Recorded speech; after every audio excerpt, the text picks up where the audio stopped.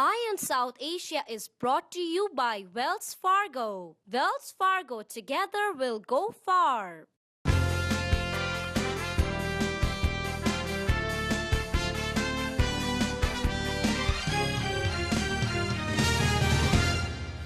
Welcome back to Eye on South Asia. So Neil, let's move on to our next story regarding India and their successfully fired test missile. Yes, this is the big achievement for India because essentially as they call the ICBM, Intercontinental Ballistic Missiles, was a prerogative of the Security Council members, the 5 of them. Typically any missile that can cross 5,000 miles is considered to be in that category, and India has been developing missiles for quite some time, since I think 2002, and now they have successfully, as you said, test fired a 50-ton, 17.5 meter Agni missile which can go to 5,000 kilometers. And this was done from obviously a small island called Virar Island near Odisha, which is formerly called Orissa in the near West Bengal. And it is absolutely successful. It met every test. It is a 3-stage fired missile, and it made it to its destination in the southern part of the ocean. And India is thrilled about having accomplished this. But of course, you know, in the statement that was made that it can go to the northern part of China, I sometimes wonder, why do we have to make these kind of attacking statements? You know, you are making your country stronger, understood. You are developing defense weapons or weapons which are good for safeguarding your own security, but why do we have to bring a reference to a China or Pakistan about it? It seems to be unnecessarily provoking our neighbors, and they have obviously made a note out of it, and they have made a very strong statement that the West, as well as the NATO, as well as the United Nations, is very soft to India for having developed this missile.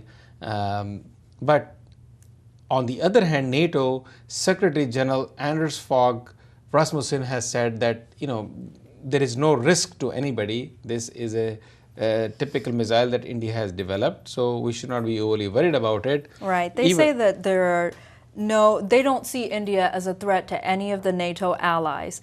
And meanwhile, there is a comparison between India's development of their defense and China's, and India's defense budget is actually grown by 13%. It's at $38 billion. $38 billion, and they're really on the heels of China, and where China is second to US. Which is $100 billion. Exactly. Yeah, I would not call it on the heels of China, but certainly growing growth-wise. Absolutely, 13%. Growth is not a small percent, and then at 38 billion, it is just under China, which is 100 billion per year. And then you look at our neighboring country, Pakistan, which is a 5.5 billion, and they have also grown very, very well. So these 3 countries continue to spend and strengthen their defense, I guess for whatever reasons, but it seems to be a top priority for all these 3 nations. Right, and India, as you were saying, has joined the 5 nations of US, Russia, China, Britain, and France in this. Because all of them have ICBMs which can cross 5,500 kilometers. Yes. Talking about Pakistan, there was a presentation by Obama's point man, Daniel Benjamin, who is the watchman for the America's relationship with Pakistan, which he mentions as very, very complex, as has been said earlier by the Secretary of State Hillary Clinton also. It's a very complex relationship between the 2 countries for last several decades, and it has taken its own difficult turns in recent times. Right. And Daniel Benjamin was actually presenting it to the Congress and explaining it to them what is its status, especially being grilled by US Representative Gerald Connolly, who feels that the relationship is not necessarily in a good mode. Right. You know. And they had specifically brought up the incident in last November where the NATO forces had killed 24 Pakistani soldiers, and as Benjamin was testifying before the House, Connolly was kind of using this incident to ask if Pakistan is cooperative with the U.S. in this issue. And Benjamin replied saying, Pakistan is cooperative on several issues. However, the Pakistani parliament has unanimously demanded an end to all U.S. drone strikes in Pakistan. Exactly. And Connolly says, that doesn't sound like cooperation to me. Yep. He says very clearly that this is not a cooperation, but Daniel Benjamin said there are certain things about our relationship which I can't speak in a public forum. And in any case, this declaration is not binding. Yes. But regardless of what happened, he was seriously grilled by Connolly, who eventually made a concluding statement that the patience is wearing thin. Yes, that's a little bit of a chilling statement there. But whatever the observations from US about India and Pakistan are, we had a silver lining, a small cricket series that was played in the small country Bangladesh called Asia Cup. And India and Pakistan and Bangladesh and including Sri Lanka played in that tournament. It was very, very well played, very nicely played. It's been quite some time actually India and Pakistan have not played. And Zaka Ashraf mentioned that this is one of the best things that happened, and it seems that very soon Bangladesh will be visiting Pakistan for a cricket series.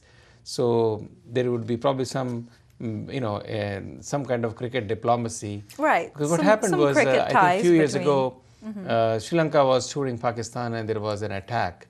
And several people were injured during that attack in 2009. Since then, no country has accepted to visit Pakistan for cricket, Yes. which is not good for them. Mm-hmm.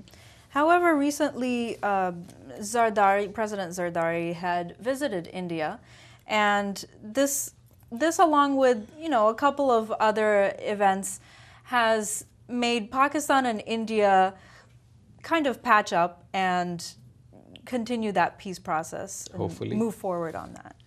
So. On the US front, the 3 people who have been arrested in the foiled coup from 2009, it was very scary to listen to the testy his name is Zazi, and he testified last week about what the plans were.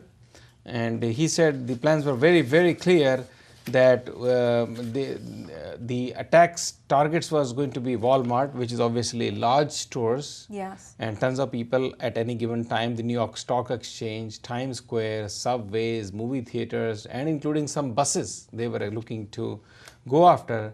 In fact, one of the guys who was picked up had come up to the Times Square in a fully loaded car bomb, which did not detonate, and he got worried about it and ran to the airport. Right, where he and was that's how he arrested. got caught. Yeah. Very, very scary. Just think about it. If this had happened, we continue to claim that US has been very, very successful from 9/11, 2001.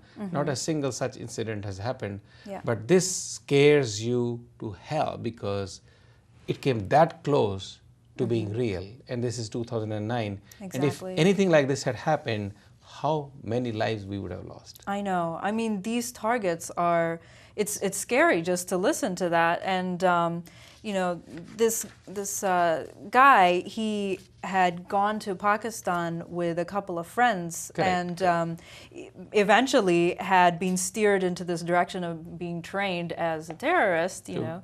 And really just this sort of motivation of an anger against the presence of U.S. troops in Afghanistan and that sort of thing, which is, that's the heart That's of the what conflict. motivated them. But keep in mind, regardless of what it is, we would have been hurt very badly since they were all targeting the most important city once again, New York. Yes. On the other hand, in Pakistan, we lost serious lives, about 127 people who were in a Pakistani airline that was coming from Karachi to Islamabad, and Boeing 737, which is operated by an airline called Bhoja Air, was carrying these passengers back, and because of bad weather, the plane crashed, and not a single soul was saved. Right. Very, very unfortunate. Really, our heart goes for them.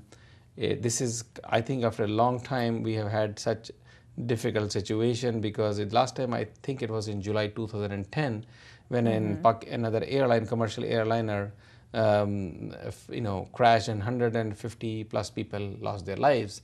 This is again very innocent, 127 lives lost. Our heart goes for them once again, and we pay our condolences to them. Yes.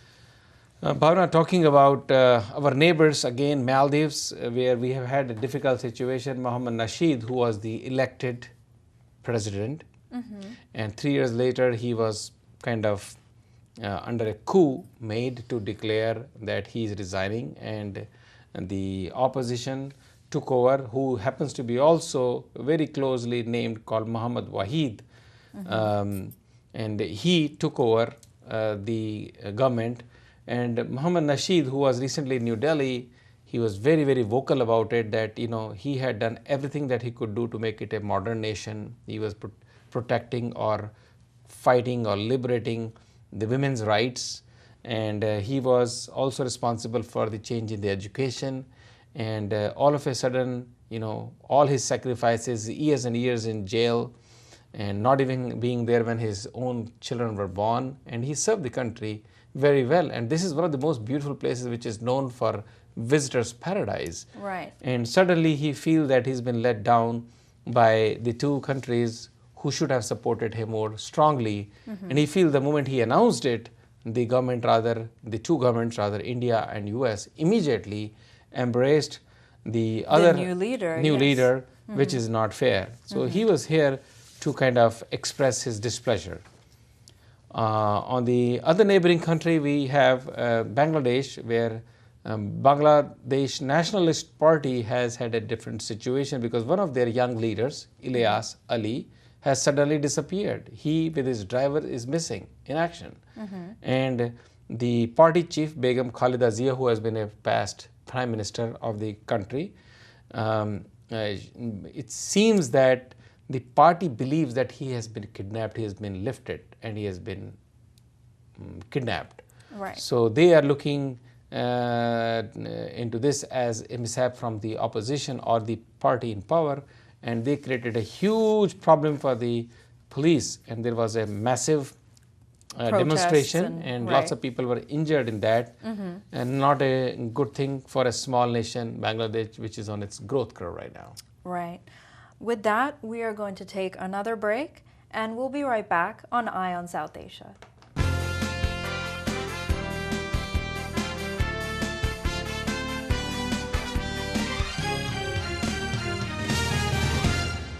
Eye on South Asia is brought to you by Wells Fargo. Wells Fargo, together we'll go far.